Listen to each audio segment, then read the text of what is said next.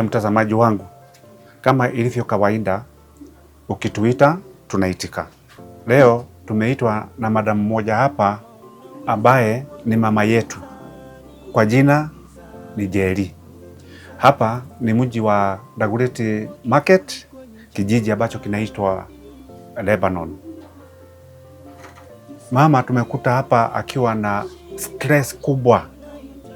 Amegandamizwa na kupoteza miguu. Imagine ulikuwa unatembea, ghafla unajikuta ya kwamba umekalia wheelchair bila miguu, miguu ikiwa nusu, kutoka kwa goti hakuna miguu.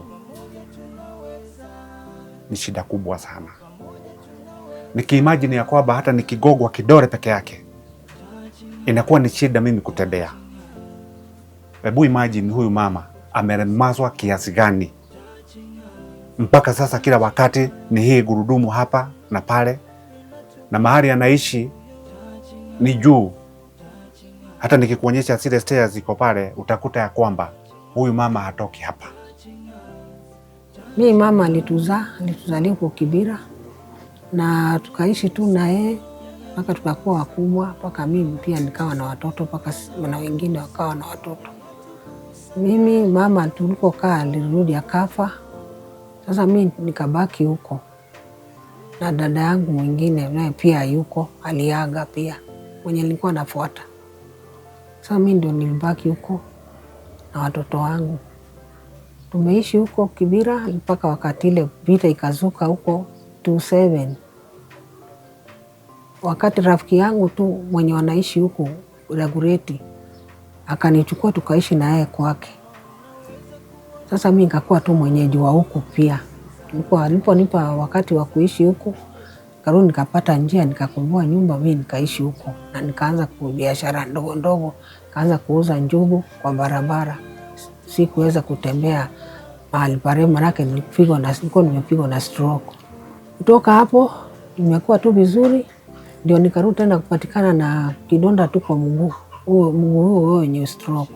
Kidogo tu maji ikajichora na ikazidi kuwa kidonda kubwa.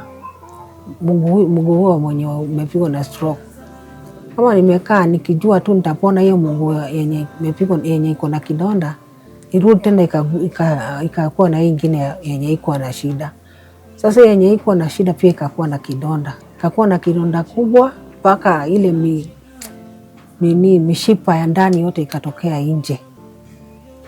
Sasa hiyo ndo nikaenda Kenyatta tu kuona hiyo, hao walinitibu na nikalazwa tu Kenyatta, na ndio hapo ndio ikakuwa miguu sasa yote miwili ni mbaya, ni kuondolewa tu, manake isemekana kuna sehemu yenye damu haifiki, na ndio nikapotezea miguu ikapotelea hapo.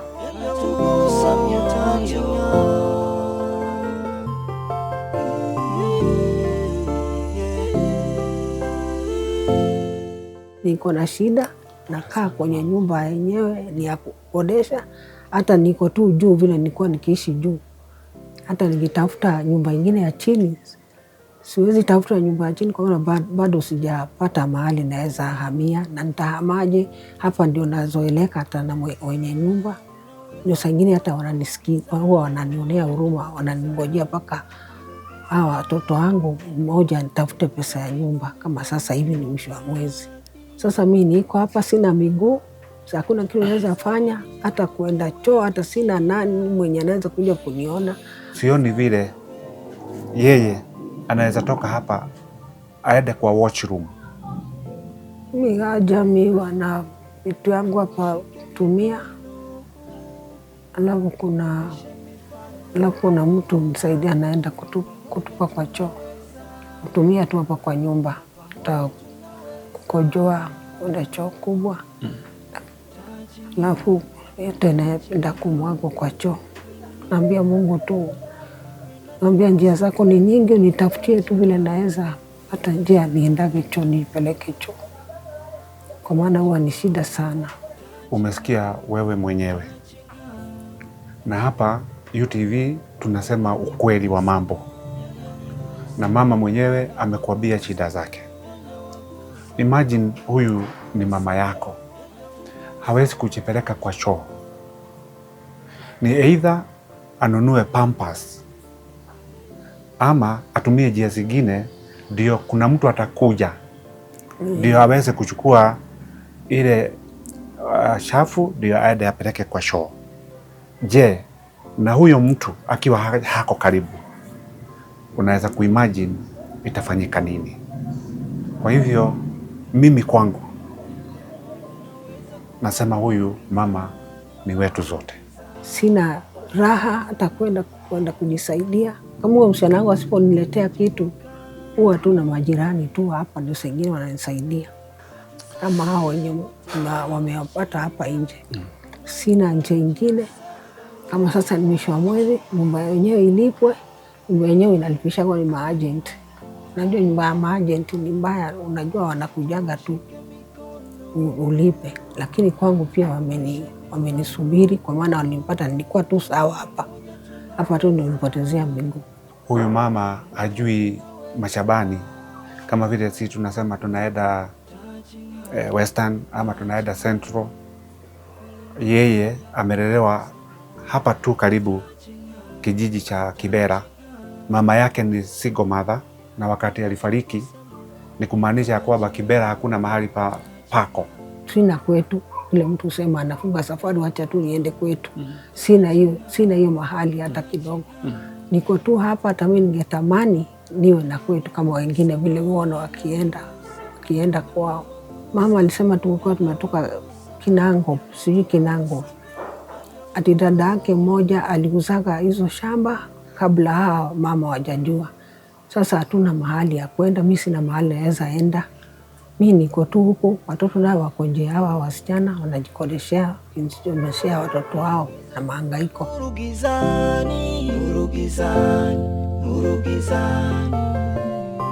Kuwa kivuli kwenye jua kali. Kama ningekuwa niko na mahali ya kwenda, ningekuwa nimeenda kuliko vile niko na shinda hapa.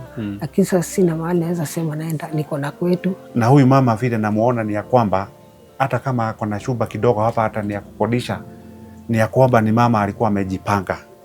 Mimi nikipata miguu, kama naweza pata miguu inaweza kutoka, mimi naweza fanya tu biashara. Unakuta ya kwamba akiwa na miguu ataweza kupita huku na kule, hawezi kosa chakula na hawezi kosa pesa ya nyumba, sababu hii nyumba sioni ikiwa ya bei kali sana. Kwa hivyo ni sisi tumwezeshe. Kitu ya kwanza, kama wewe uko na shilingi yako, unaongeza kidogo yake mwenyewe kupata chakula, na tuweze kuhakikisha kwamba tumepima miguu yenye itamtosha kutoka hapa atoke kwa hii gurudumu ya wheelchair.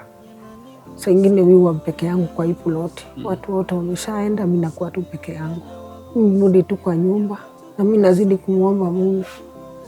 Namuomba Mungu kama ni makosa nilikosea yote, namuombanga, namwambia anisamee. Anisamee, azidi kunisamea na nimulikie njia, nawezi tu nibarikiwe tu na njia yote.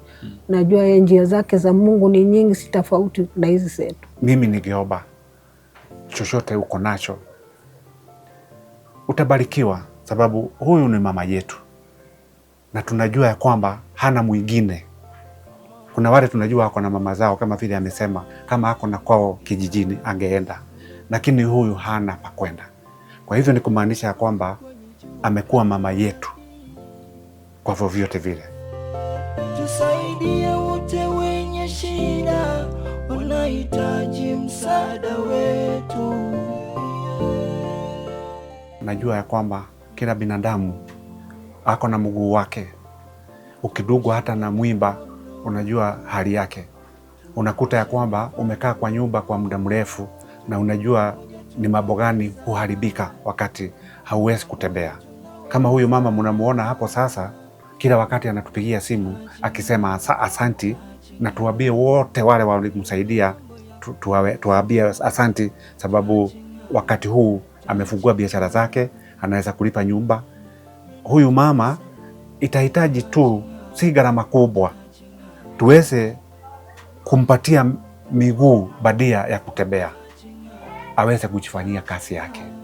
Kwa hivyo sisi hapa UTV pamoja na nyinyi nyote mnatazama, ni ya kwamba tunahakikisha ya kwamba umetembea na umeenda zako, ni apate tu miguu, na mimi niko na uhakika huyu mama akipata miguu hataomba tena.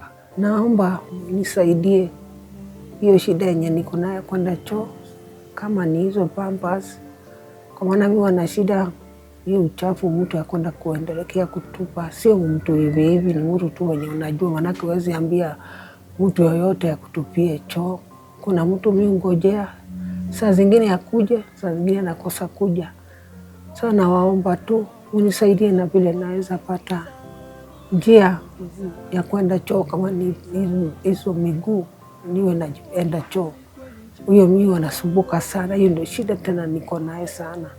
Na ni nyumba za kukodesha, ni tuko wengi. Mimi naomba watu wa UTV, nishaona msaidia wengi. Naomba pia mnisaidie na nitawashukuru sana, na pia Mungu atawaonekania. Mnisaidie kama vile mimi nimeona mwasaidia wengi. Mungu atawasaidia na atazidi kuwabariki na kila njia. Kwa hivyo 50 yako, 100 yako, 1000 yako itapiga hatua kubwa sana ya kufanya huyu mama atembee tena. Asanteni sana, kama tunavyojitayarisha kubarikiwa pamoja na huyu mama.